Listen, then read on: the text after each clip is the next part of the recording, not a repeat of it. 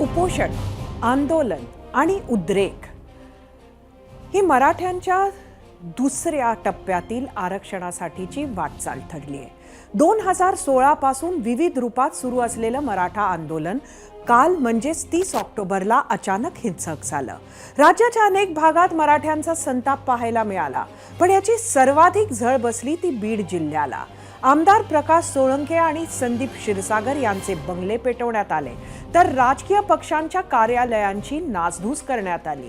अनेक ठिकाणी जाळपोळ देखील झाली. या प्रकारानंतर अनेक राजकीय नेत्यांच्या घराबाहेरील सुरक्षा देखील वाढवण्यात आली आहे.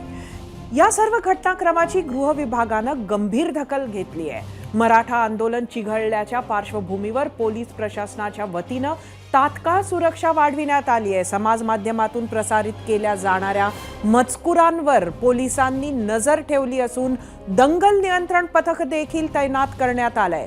खबरदारीचा उपाय म्हणून जालना जिल्हाधिकाऱ्यांनी 2 नोव्हेंबरपर्यंत संपूर्ण जिल्ह्यात इंटरनेट सेवा बंद केली आहे. याशिवाय हिंसा घडवणाऱ्या विरोधात गुन्हे दाखल करण्यास सुरुवात केली आहे. बीडमध्ये वेगवेगळ्या ठिकाणी जाळपोळ प्रकरणी आतापर्यंत ताब्यात घेतलेल्या 32 जणांना 6 नोव्हेंबरपर्यंत पोलीस कोठडी ठोठावण्यात आली आहे. तसंच हिंसक कारवाई करणाऱ्यांवर 307 म्हणजेच हत्येच्या प्रयत्नाचाच थेट गुन्हा दाखल केला जातोय. या कारवाईवर मनोज जरांगे पाटलांनी संध्याकाळी पत्रकारांशी संवाद साधताना संताप व्यक्त केला. मराठ्यांना त्रास दिल्यास जशास तसं उत्तर दिलं जाईल असा इशारा सरकारला दिलाय. सरकारचा एकही निर्णय मान्य नसून सरकारकडून मराठ्यांना उचकवलं जात असल्याचाही आरोप त्यांनी केला. तसंच मराठा आंदोलकांवर गुन्हा दाखल झाल्यास स्वतः बीडला जाणार असल्याचं सांगत मी पाणी बंद केल्यास होणाऱ्या परिणामांना सरकार जबाबदार राहील असाही इशारा जरांगेंनी दिला. मनोज जरांगे केवळ एवढ्यावरच थांबले नाहीत, तर त्यांनी उपमुख्यमंत्री फडणवीसांना देखील टार्गेट केलं. भाजपमध्ये रंगीबिरंगी नेते भरून फडणवीसांनी भाजपची वाट लावल्याचीही टीका जरांगेंनी केली आणि आरक्षण कधीपर्यंत देणार हेही स्पष्ट करा असं अल्टिमेटमच सरकारला दिलं. आरक्षणावरून एकीकडे वातावरण तापलेलं असताना दुसरीकडे राजकारणालाही जोर आलाय. उद्धव ठाकरे यांनी पंतप्रधान नरेंद्र मोदींसह मुख्यमंत्री एकनाथ शिंदे आणि उपमुख्यमंत्री देवेंद्र फडणवीसांनाही लक्ष्य केलं. नाराजी नाट्य आणि मंत्रिमंडळ विस्तारासाठी दिल्लीत जाणाऱ्या मुख्यमंत्री आणि उपमुख्यमंत्र्यांनी एकदा तरी दिल्लीत आरक्षणाचा मुद्दा उपस्थित केला का असा सवाल केला. यावर प्रत्युत्तर देताना मुख्यमंत्री एकनाथ शिंदेंनी उद्धव ठाकरेंना थेट मराठा आरक्षणाचे मारेकरी ठरवलं, तर उपमुख्यमंत्री आणि गृहमंत्री देवेंद्र फडणवीसांनी मराठा आरक्षणासाठी सकारात्मक पावलं उचलत असून आंदोलनाआडून जाणीवपूर्वक हिंसा करणाऱ्यांवर कडक कारवाई करण्याचाही इशारा दिलाय. या विषयासाठी पंतप्रधान भेटायला मला काहीच अडचण नाहीये, पण मी मुख्यमंत्री असताना जे विषय मांडले होते त्याची दखल नाही घेतली गेली. आता ते मी बोलल्यानंतर ऐकत असेल, मी आता तुमच्या समोर मी पंतप्रधान भेटायला जायला तयार आहे. पण जे मुख्यमंत्री उपमुख्यमंत्री त्यांच्यातल्या राजी नाराजीच्या नाटकासाठी मंत्रिमंडळ विस्तार याच्यासाठी दिल्लीत जातात, याच्यासाठी एकदा तरी गेलेत का आतापर्यंत? ज्या काळामध्ये देवेंद्रजी मुख्यमंत्री होते त्या काळात मराठा समाजाला आरक्षण दिलं. हायकोर्टामध्ये ते चॅलेंज झालं, पण ते टिकवण्याचं काम त्या काळामध्ये देवेंद्रजी आणि आम्ही केलं आणि सुप्रीम कोर्टामध्ये ते प्रकरण गेल्यानंतर त्यावेळेस मुख्यमंत्री कोण होतं, उपसमितीचे अध्यक्ष कोण होते, यांनी हे आरक्षण टिकवलं नाही. खरं म्हणजे मराठा समाजाच्या आरक्षणाचे मारेकरी खऱ्या अर्थाने तुम्ही आहात आणि म्हणून तुम्हाला मराठा समाजाच्या आरक्षणावर बोलण्याचा नैतिक अधिकार नाही. काही लोक या आंदोलनाचा फायदा घेऊन हिंसा करण्याचा प्रयत्न करतायत. बीडमध्ये काही लोकांनी त्या ठिकाणी लोकप्रतिनिधींचे घर जाळ, काही विशिष्ट समाजाच्या लोकांना टार्गेट कर, काही लोकांचे हॉटेल दवाखाने जाळ, प्रतिष्ठानं जाळ, अशा प्रकारचं जी कारवाई केली आहे ही कारवाई अत्यंत चुकीची आहे. अशा सर्व लोकांवर पोलीस आणि गृह विभाग कडक कारवाई करेल. याच विषयावर आम्ही 0 आवरच्या आजच्या भागात प्रश्न विचारला होता. तो प्रश्न पाहण्यासाठी आपण जाऊया आपल्या पोल सेंटरला. आजचा आपला पहिला प्रश्न होता, आमदार खासदारांच्या राजीनाम्यानं मराठा आरक्षणाचा प्रश्न सुटेल का? तुम्हाला काय वाटतं? व्यक्त व्हायचं होतं, सांगायचं होतं, होय किंवा नाही? मनोज जरांगे पाटलांच्या उपोषणाला आज 7वा दिवस आहे. कालपर्यंत पाण्याचा एकही घोट न घेतल्यामुळे जरांगेंची प्रकृती ढासळली होती. मात्र मराठ्यांचं आंदोलन आणि विनंतीनंतर त्यांनी पाणी पिण्यास सुरुवात केली आहे. त्यामुळे त्यांच्या तब्येतीत फरक जाणवू लागलाय. दरम्यान आज मुख्यमंत्री एकनाथ शिंदेंनी फोन केल्यानंतर उद्धव ठाकरेंनी देखील त्यांच्याशी फोनवरून संवाद साधला. तर मनसे अध्यक्ष राज ठाकरेंनी देखील पत्र लिहून त्यांना टोकाचं पाऊल न उचलण्याची विनंती केली. शिवाय शाहू महाराज छत्रपतींनी देखील त्यांच्या आंदोलनाला पाठिंबा दिलाय. पाहूया हा रिपोर्ट. आरक्षण घेणार नाही. तुम्ही विशेष अधिवेशन तातडीनं बोला. आम्हाला सरसकटच प्रमाणपत्र पाहिजे. ज्यांना घ्यायचंय तुम्ही प्रमाणपत्र ते घेतील. जोर जबरदस्ती कोणावर नाही. तुम्ही बाळाने सांगितलं अर्धवट दिलं ते जमणार नाही. त्याचे परिणाम वेगळे होते. मी सुद्धा लढतोयच. मी या मरणाला नाही घेणार, लढणाऱ्या मरणाला घेणार नाही. अंतरवाली सराटीमध्ये पुन्हा उपोषणाला बसलेल्या मनोज जरांगे पाटलांनी पुन्हा एकदा राज्य सरकारला निर्वाणीचा इशारा दिलाय.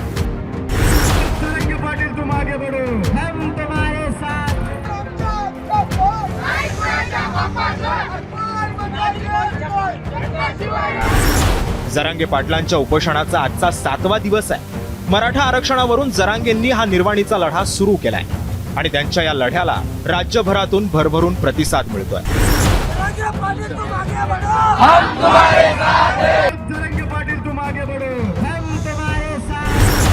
त्यांच्या या आंदोलनाची दखल घेत मुख्यमंत्री एकनाथ शिंदेंनी जरांगे पाटलांशी अर्धा तास फोनवरून संवाद साधला. तसंच त्यांच्या तब्येतीचीही चौकशी केली. यावेळी मुख्यमंत्र्यांशी बोलताना मनोज जरांगे पाटील यांनी विशेष अधिवेशन बोलवण्याची मागणीही केली. पुढे हीच मागणी उद्धव ठाकरेंनी पण पत्रकार परिषदेत केली. 5 कोटी मराठा आत येणार नाही. ऑलरेडी 60-65% मराठा आरक्षणात गेलेला आहे. आम्ही थोडे राहिलेलो आहेत. उर्वरित महाराष्ट्र आणि मराठवाडा यांना घेण्यासाठी विशेष अधिवेशन बोलून तुम्ही घ्या. प्रथम अहवाल समितीचा स्वीकारा. तिला राज्यांचा दर्जा द्या. केवळ एवढ्यावरच जरांगे पाटील थांबले नाही, तर त्यांनी अर्धवट आरक्षण स्वीकारणार नसल्याचं स्पष्ट करत 2004च्या GR मध्ये दुरुस्ती करण्याची मागणी केली. नोंदीनुसार आरक्षण घ्यायला आम्ही तयार नाही. त्याचा समितीचा प्रथम अहवाल स्वीकारू. महाराष्ट्रातल्या मराठा समाजाला सरसकट कुणबी प्रमाणपत्र देण्याचा निर्णय तुम्ही घ्या. परंतु तुम्ही अर्धवट देऊ नका हे स्पष्ट सांगितल्यानं जर तुम्ही दिलं तर ते आम्हाला अमान्य. तसंच त्यांनी राजीनामा देणाऱ्या आमदार खासदारांना राजीनामा न देता मुंबईतच थांबण्याची विनंतीही केली. जरांगे पाटलांच्या याच भूमिकेशी उद्धव ठाकरेंनीही सहमती दर्शवली. सगळे आमदार खासदार मुंबईकडेच थांबा. आरक्षण घेऊस तर यांचा काय पिच्छा सोडू नका. यांच्या सदऱ्याला धरून बसा. तिथं सत्ताधाऱ्यात पण यांना सोडू नका. आम्ही इथं हटत नाही. राजीनामा दिल्यावर काय फायदा, नाही दिल्यावर काय फायदा. पण एवढं तितकंच करे. तुम्ही जर बोलायला असले तुम्ही बेजार करता त्यांना.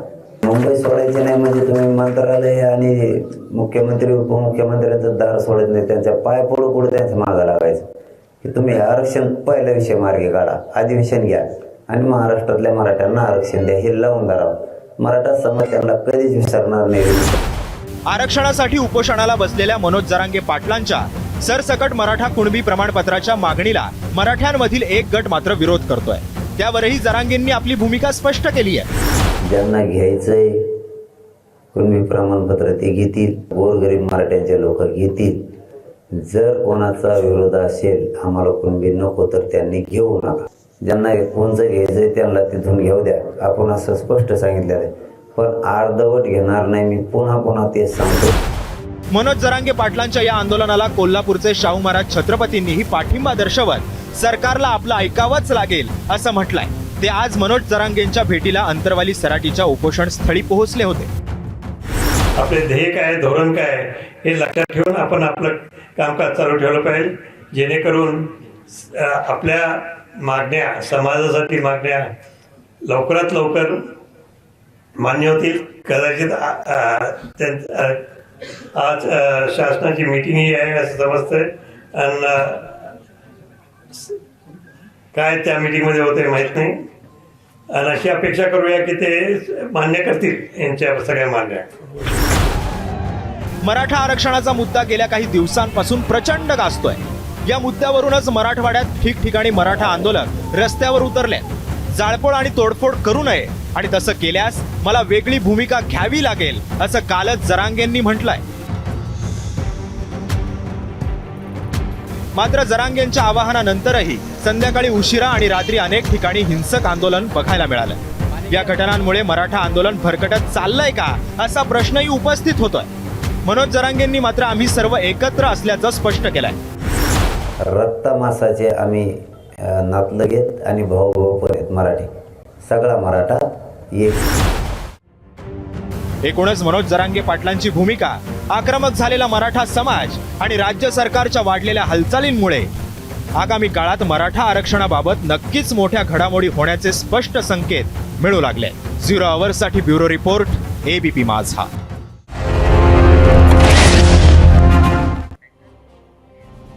दरम्यान उपमुख्यमंत्री देवेंद्र फडणवीसांनी केंद्रीय गृहमंत्री अमित शहा यांच्याशी फोनवरून संवाद साधत राज्यातील परिस्थितीची देखील माहिती दिली.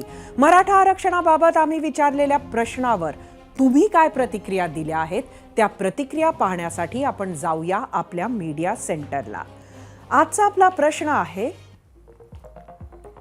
आमदार खासदारांच्या राजीनाम्यानं मराठा आरक्षणाचा प्रश्न सुटेल का? प्रतिक्रिया बघूया. एक्सवरून हनुमान कदम, आमदारांना विधानसभा आणि खासदारांना लोकसभेत आवाज उठवला तर काही उपयोग होईल. आता राजीनामा देऊन उद्यासाठी पोळी भाजून घेत आहेत.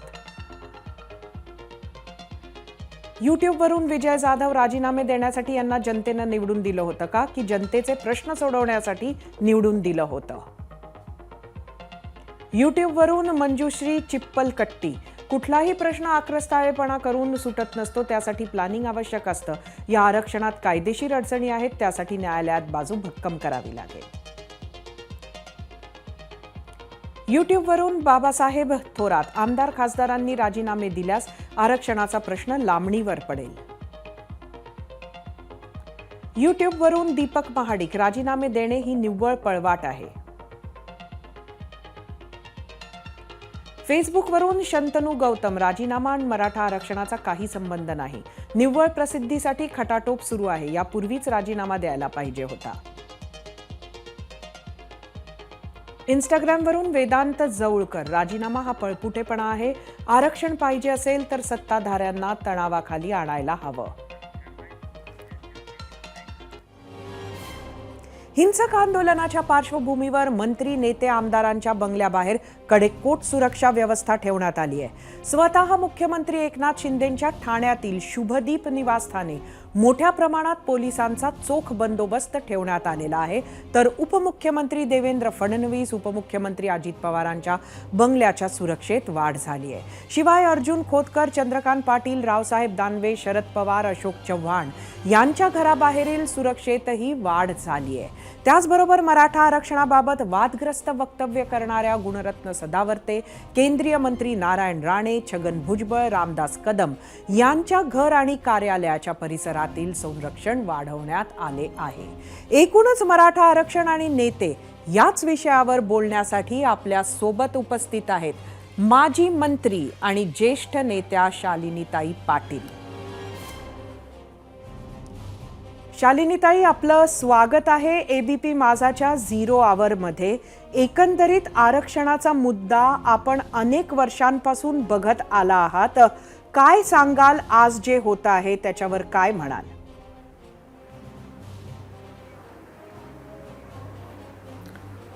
आता आरक्षणासाठी अनेक लोकांनी प्रयत्न केले.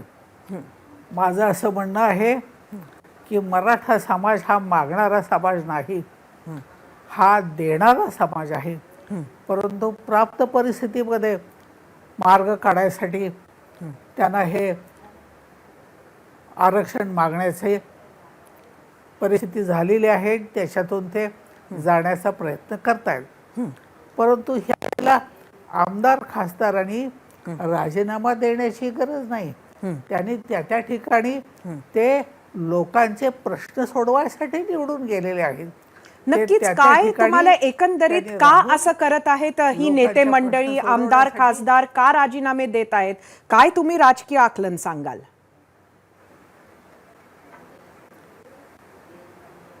राजकारण त्यांना देण्याची गरज नाही, पण काही हे जे वेगळे वेगळे विचाराचे लोक बोलत आहेत की त्यांनी राजीनामे द्यावे, त्यांनी राजीनामा देण्याचा प्रश्न सुटणार नाही. ते तिथं आहेत आणि प्रयत्न करतायत म्हणून काहीतरी आशेला जागा आहे आणि ते सुरू ठेवलं पाहिजे. कुणीही राजीनामा देऊ नये असं माझं स्पष्ट मत आहे. शालिनीताई, एकीकडे मनोज जरांगे यांचं उपोषण आणि आत्तापर्यंतचं मराठा आंदोलन हे शांततेत सुरू असलेलं आपण बघितलं होतं. मात्र अगदी इतक्यात ज्या पद्धतीचं हिंसक वळण मिळालंय त्यात नक्की तुम्ही ह्याकडे कसं बघता?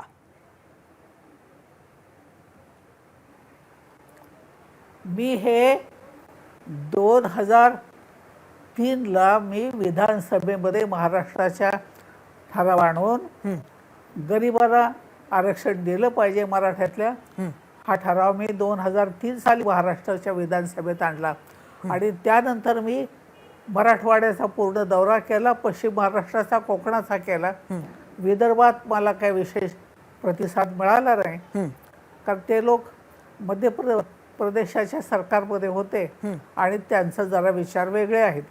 परंतु पश्चिम महाराष्ट्र, मराठवाडा, कोकण या सर्व ठिकाणी मला अतिशय प्रतिसाद मिळाला आणि मी गरिबांना आरक्षण दिलं पाहिजे हा विषय 2003 पासून सातत्यानं मांडत आलेला आहे. मला चांगला प्रतिसाद मिळाला आणि 2014 मध्ये काही प्रयत्नही झाला होता, पण तो काही टिकला नाही कोर्टामध्ये. आणि आज आता आहे की जे कोर्टानं नाकारलेला आहे तो विषय आता पुन्हा घ्यायचा आहे, त्याच्यावरती लढा उभारून तो जिंकायचा आहे. याच्यासाठी शांतपणाने आणि संयमाने वागलं पाहिजे. शालिनीताई, एकंदरीतच जर आपण बघितलं तर सगळीच नेते मंडळी जी आहेत ती सगळी नेते मंडळी सातत्यानं म्हणतात आहेत की ते मराठा आरक्षणाच्या बाजूनं आहेत. पण तरीही हा एकंदरीत काळ पाहिला, अगदी आधीचाही आणि आत्ताचाही, ते आरक्षण मिळत मात्र नाहीये.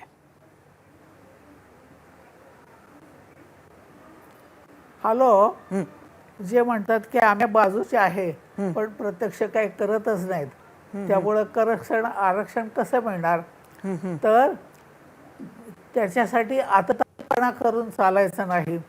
जरांग्यांनी त्यांच्या कार्यकर्त्यांना सांगायचं पाहिजे की हा दगडफेक, जाळपोळ आणि हे सर्वनाश आणि मुख्यानं सार्वजनिक मालमत्ता, एसटी वरती दगड मारायचे काय का आणि एसटी बंद पाडायचं काय कारण आहे? गोरगरिबांना प्रवास करायचं ते साधन आहे, तर एसटी बंद कशाला पाडता? हे जे आहे हे जरांग्यांनी लक्षात घेतलं पाहिजे आणि आपल्या लोकांना सांगितलं पाहिजे की हिंसा करू नका, शांतपणानं करा. आणि हिंसा करण्यानं लोकमत आपल्या विरोधी जाईल हे लक्षात घ्या. हे जरांगे पाटलांनी त्यांच्या कार्यकर्त्यांच्या स्पष्टपणानं सांगितलं पाहिजे. शालिनीताई, आपण इतका हे मी पाणी पिणार नाही, मी पाणी सोडणार. बोला बोला, आपण बोलत होतात.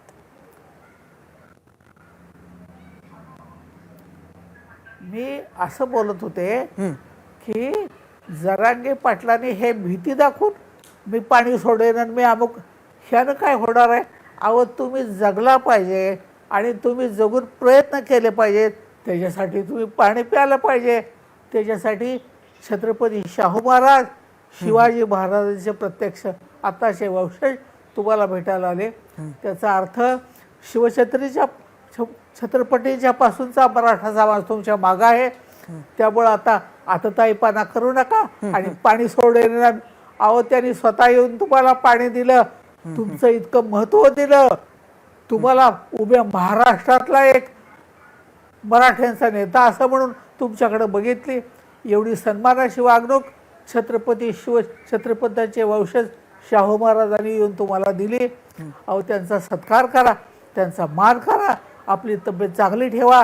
पाणी पिणार नाही वगैरे असले धमक्या देऊन काय होणार?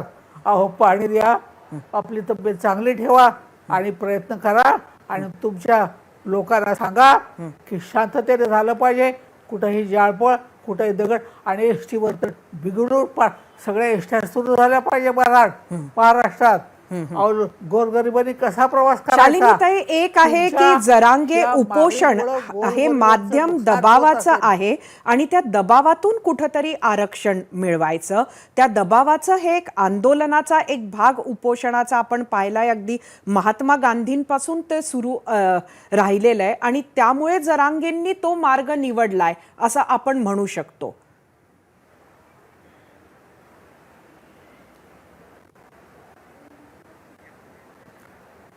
महात्मा गांधींनी कुणाला दगडफेक आणि जाळपोळ आणि असं करायला सांगितलं नव्हतं. तर त्यांचं सगळं कामकाज शांततेनं होतं.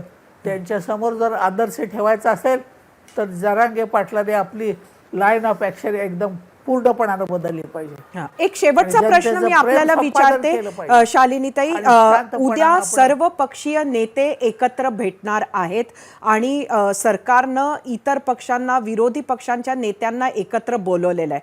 आपण राजकारण अगदी जवळून पाहिलंय, समोर जे दिसतं पाठीमागे जे असतं ते सगळं आपण जाणता. अशा पार्श्वभूमीमध्ये आपल्याला वाटतं का की सर्व पक्ष एकत्र आल्यावर खरंच उद्या काही मार्ग निघेल?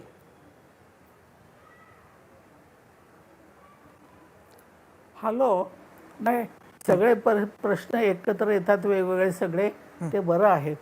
एकमेकांची देवाणघेवाण करता येईल, काही चुकत असलं तर सुधारून घेता येईल आणि अधिक मजबूतीनं आणि अधिक बळकटीनं हा लढा पुढे सुरू ठेवता येईल असं मला वाटतंय.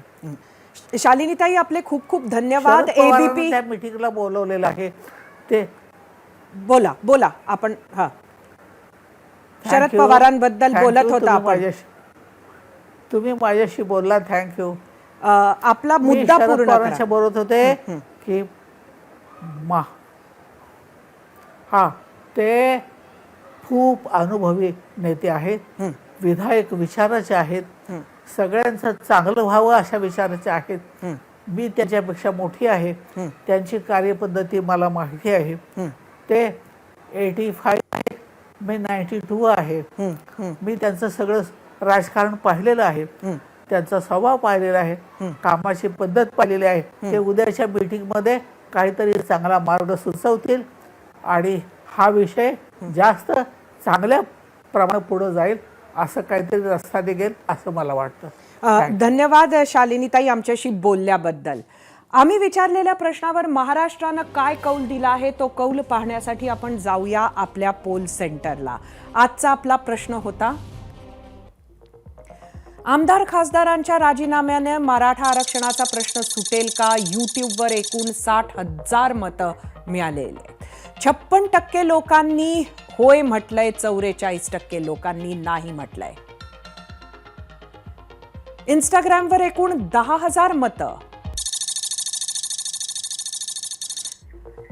54% लोकांनी होय म्हटलंय, 46% लोकांनी नाही म्हटलंय. फेसबुकवर एकूण 2,000 मतं, 37% लोकांनी होय म्हटलंय, 63% लोकांनी नाही म्हटलंय. आता बघूया एक्सवर.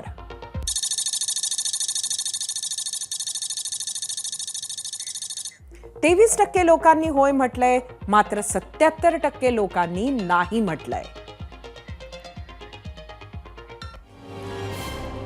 शालिनीताईंनी अनेक असे मुद्दे सांगितले ज्यावर आंदोलक, समाज, सरकार आपण सर्वांनी शांततेत विचार करणं गरजेचं आहे. शेजारच्या घरात आग लावून शेवटी आपलं घर सुरक्षित राहील का? प्रसिद्ध शायर राहत इंदौरींनी म्हटल्याप्रमाणे, लगेगी आग तो आएंगे घर कई जद में, यहाँ पे सिर्फ हमारा मकान थोडी है.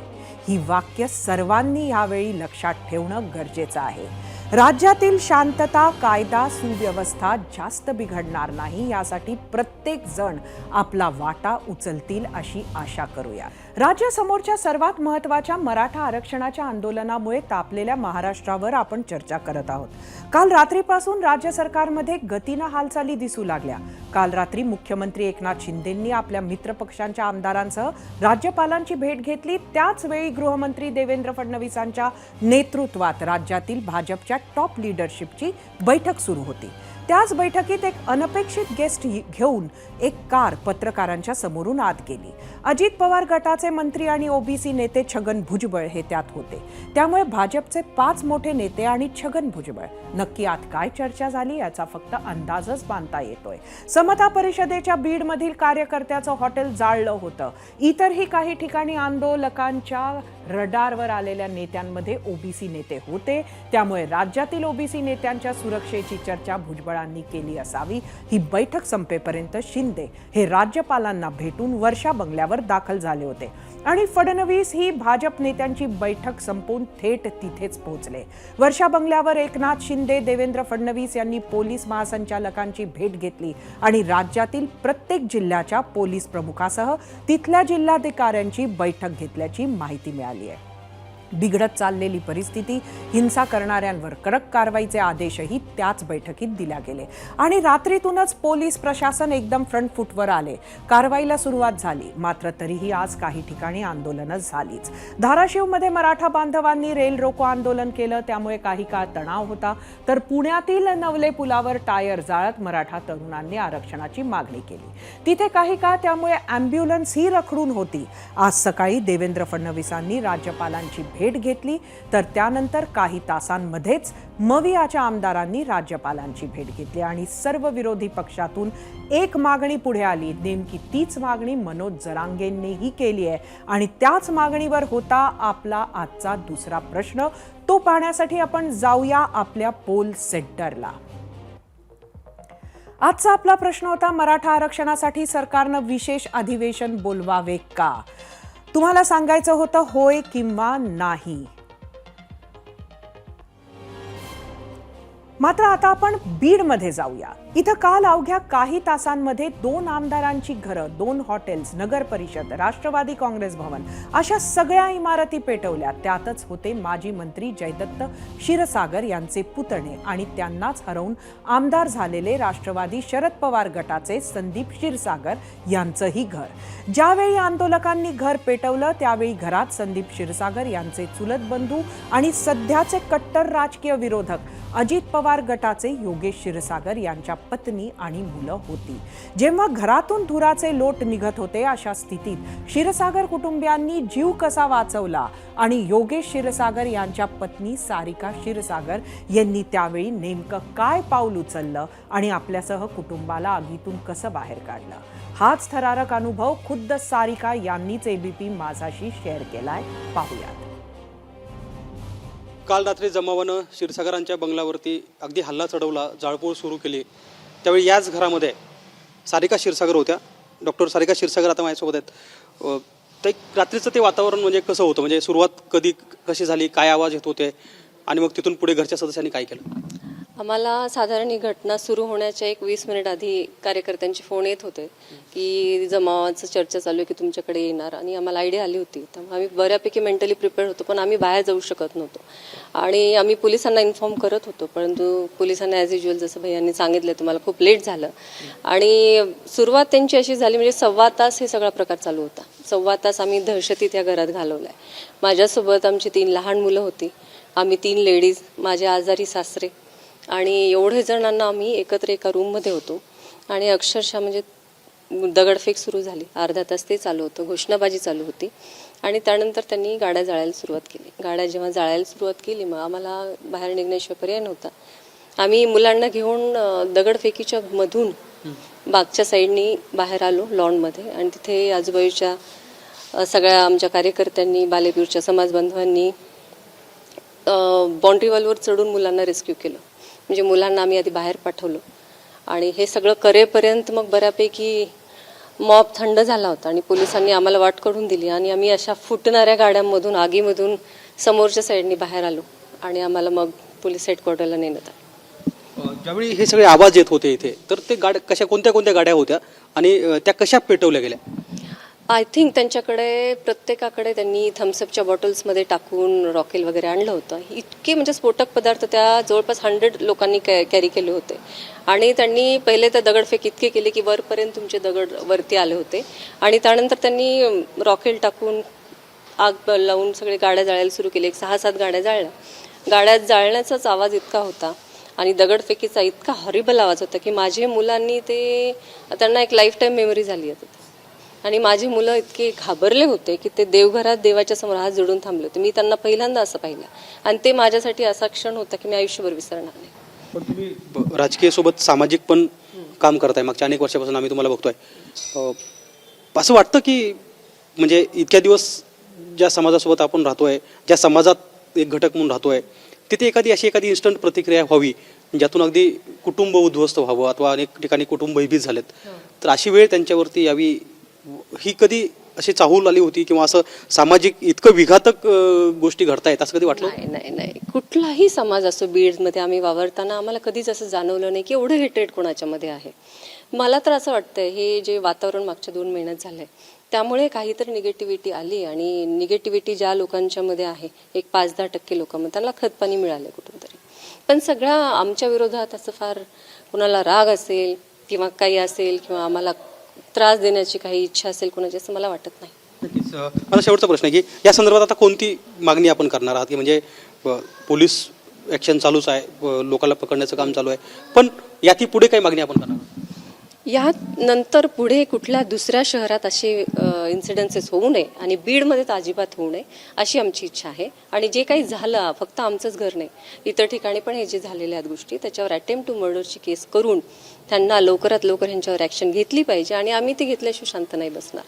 कारण जे आमच्या घरांनी भोगलं आहे ते कुणीही भोगू नये. त्यामुळे आम्ही गृहमंत्र्यापर्यंत त्याचा पाठपुरावा करणार आहोत आणि त्यांना लवकरात लवकर सजा देण्याचा आम्ही प्रयत्न करू. इतका भयानक अनुभव कोणत्याही कुटुंबाला येऊ नये याची दखल शासनासह आंदोलकांनीही घ्यावी. आज इकडे उद्धव ठाकरे, राज ठाकरे, सुप्रिया सुळेंपासून मनोज जरांगेपर्यंत प्रत्येकानं आरक्षणासाठी विशेष अधिवेशन बोलवावं अशी मागणी केली. यावर होता आपला दुसरा प्रश्न. त्यावरच्या तुमच्या दिलेल्या प्रतिक्रिया पाहूयात आपल्या मीडिया सेंटरला. आजचा आपला प्रश्न होता, मराठा आरक्षणासाठी सरकारनं विशेष अधिवेशन बोलवावे का? तुम्हाला सांगायचं होतं होय किंवा नाही? प्रतिक्रिया बघूया. यूट्यूबवरून विजय मस्कर, सरकारला सांगणे आहे की मराठा आरक्षण द्यावे, त्यांचा अंत पाहू नये. यूट्यूबवरून प्रशांत ढोमे, शासनाची इच्छाशक्ती असेल तर विशेष अधिवेशनात विषय मार्गी लागेल, त्याला कोणीही अडवू शकत नाही. फेसबुकवरून सोपान सपकाळ, होय, यामध्ये मराठा समाजाला सरसकट आरक्षण दिले पाहिजे. फेसबुकवरून प्रथमेश भोर, नुसते अधिवेशन बोलावून काही फायदा नाही होणार, त्यामधून कायमस्वरूपी तोडगा आवश्यक आहे, नाहीतर पर्यायांचा सरकारनं विचार करावा. फेसबुकवरूनच बालाजी पाटील, हो, तात्काळ बोलवावे. हिंगोलीचे शिवसेनेचे खासदार हेमंत पाटील, नाशिकचे शिवसेनेचे खासदार हेमंत गोडसे, वैजापूरचे शिवसेनेचे आमदार रमेश बोरनारे, पाथरी काँग्रेसचे आमदार सुरेश वरपुडकर, गेवराईचे भाजपचे आमदार लक्ष्मण पवार अशा 5 लोकप्रतिनिधींनी मराठा आरक्षणाची मागणी करत राजीनामे दिलेत. तर इकडे महाराष्ट्रात विधिमंडळात मंत्रिमंडळाची बैठक झाली. त्यात मराठा आरक्षण आणि हिंसक घटनांवर चर्चा झाली. काल सादर झालेल्या आरक्षणावरच्या शिंदे समितीचा रिपोर्ट एकमतानं स्वीकारला गेला. मुख्यमंत्र्यांसह उपमुख्यमंत्र्यांनी आरक्षणाची ग्वाही दिली, पण जोपर्यंत ते कसे द्यायचे याचा मार्ग निघणार नाही तोपर्यंत तेही तारीख देऊ शकणार नाहीत असं स्पष्ट दिसतंय. मात्र एक महत्त्वाची बातमी ही की उद्या सर्वपक्षीय बैठक बोलवण्यात आली आहे. तूर्तास वेळ झाली आहे महाराष्ट्राचा कौल पाहण्याची आणि त्यासाठी जाऊयात आपल्या पोल सेंटरला. आजचा आपला प्रश्न तुम्हाला माहिती आहे, परत एकदा सांगते, मराठा आरक्षणासाठी सरकारनं विशेष अधिवेशन बोलवावे का? 35,000 मतं यूट्यूबवर पडली आहे. 90% लोकांनी होय म्हटलंय, 10% नाही. इंस्टाग्रामवर 6,000 मतं.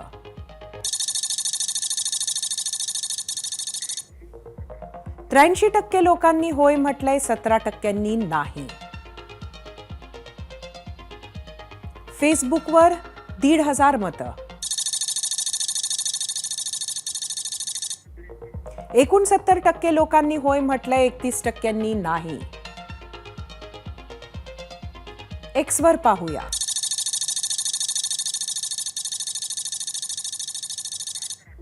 ,72% लोकांनी होय म्हटलंय, 28% नाही. आपल्या हक्कांसाठी जागरूक असणं, आपल्या हक्कांसाठी लढणं हे जिवंत असण्याचं लक्षण आहे. पण आपल्या हक्कांइतकाच आपल्या सोबतच्या लोकांचा, आपल्या समाजाच्या हिताचा विचार करणं हे माणूस असण्याचं लक्षण आहे. तुमच्यावर नेतृत्व करण्याची वेळ आली तर नेता म्हणून तुम्ही सगळ्या घटकांच्या भल्यासाठी झटणं, दुजाभाव होऊ न देणं, तुमच्या फॉलोअर्सना तुम्ही योग्य मार्ग दाखवणं, दिशा भरकटणार नाही याची काळजी घेणं हे अत्यंत गरजेचं आहे. तसं केलं नाही तर तुम्ही हाती घेतलेलं कार्य, त्याचा परिणाम दीर्घकाळ टिकणार नाही. आणि शिवरायांनी आपल्या आज्ञापत्रात नेमक्या याच गोष्टीवर भर दिला आहे. रयतेच्या हिताचा विचार कसा करावा याचं मूर्तिमंत उदाहरण म्हणजे शिवरायांचं स्वराज्य. शिवचरित्रात महाराजांची दूरदृष्टी, प्रजादक्षता जागोजागी दिसत राहते. शिवरायांच्या आज्ञापत्रांबाबत आपण नेहमी ऐकत आलो आहोत. रयतेची काळजी कशी घ्यायची याबाबत महाराज किती जागरूक होते हे त्यात दिसतं. एकाच दुःख देऊन जे कार्य करीन म्हणेल ते कार्य करणारा सहित स्वल्प काळेच बुडोन नाहीसेच होते, असं छत्रपती शिवाजी महाराज का म्हणतात याचा अर्थ लहान मुलाला सुद्धा कळेल. मग उठता बसता महाराजांचं नाव घेणारे आपले नेते, राजकारणी तर खूप सुज्ञ, त्यांना हा अर्थ कळत नसेल. आज्ञापत्रातील हे एक वाक्य जरी पुन्हा पुन्हा ऐकलं, फ्रेम करून आपल्या घरात लावलं तरी महाराष्ट्रातील आयुष्यातील अर्ध्यापेक्षा जास्त समस्या सुटण्यास मदत होईल. शांततेत चाललेल्या आंदोलनात तोडफोड, जाळपोळ करणारे, हिंसा करणारे, त्यांना हिंसेसाठी प्रवृत्त करणारे, भडकावणारे, आंदोलन चिघळेल अशी तजवीज करणारे असे सगळे घटक खड्यासारखे शोधून वेळीच आंदोलनातून वेगळे करायला हवे.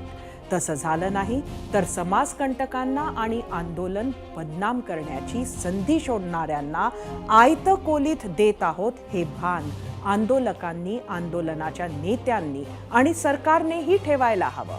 ते तसं ठेवतील अशी आशा. एबीपी माझा, उघडा डोळे बघा नीट.